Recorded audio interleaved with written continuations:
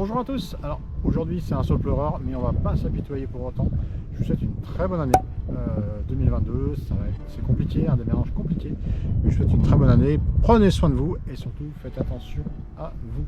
Allez, maintenant on enchaîne sur un sujet qui est un peu atypique et je vais vous expliquer pourquoi on doit faire de l'appâtage non permanent, mais tout ce qui est contrôle de présence de rongeurs. Allez, on enchaîne. Le monitoring, pest control, tout ce qui est contrôle de la présence de rongeurs. Pourquoi on fait ça? Pourquoi dans les restaurants ils ont des boîtes avec des produits?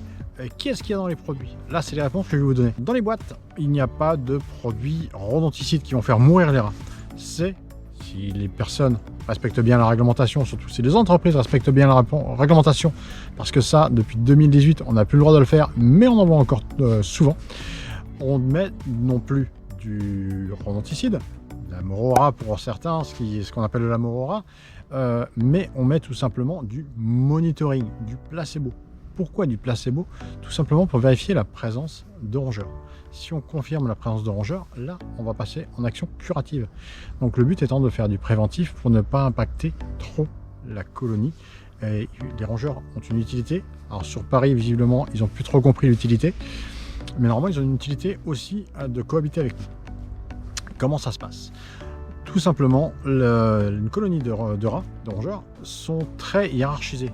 Vous avez le mâle dominant, le mâle alpha, vous avez les femelles, et ensuite vous avez les mâles soumis, les mâles oméga. Le mâle dominant commence à manger, ensuite quand il y a de la nourriture, les femelles vont manger, et ensuite c'est les mâles soumis qui vont manger.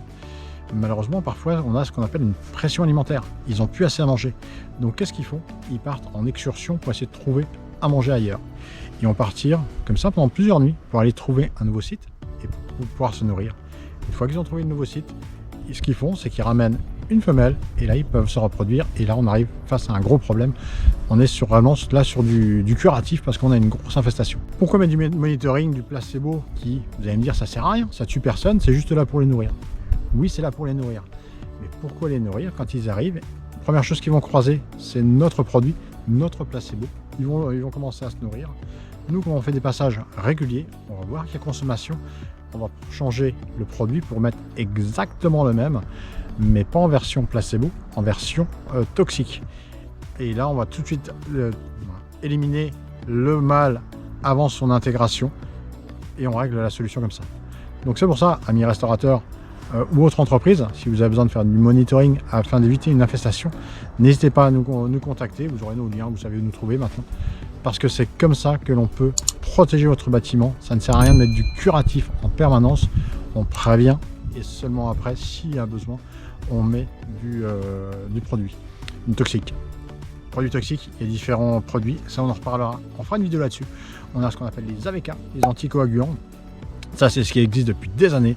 Moi j'en utilise très peu parce que le problème de l'AVK, c'est la toxicité pour les autres animaux, toxicité primaire et toxicité secondaire, tout ça on en parle. Moi je vais vous parler la prochaine fois de cholécalciférol. Allez, bye bye. Information complémentaire, je vous l'ai pas dit, on va parler de quelque chose d'autre par rapport à la 3D. Je vais avoir des activités complémentaires. Alors non, c'est pas l'apiculture, hein. Ça c'est pas ça. Peut-être dans le futur, mais pour l'instant ce ne sera pas d'actualité, en tout cas pour la commercialisation de miel.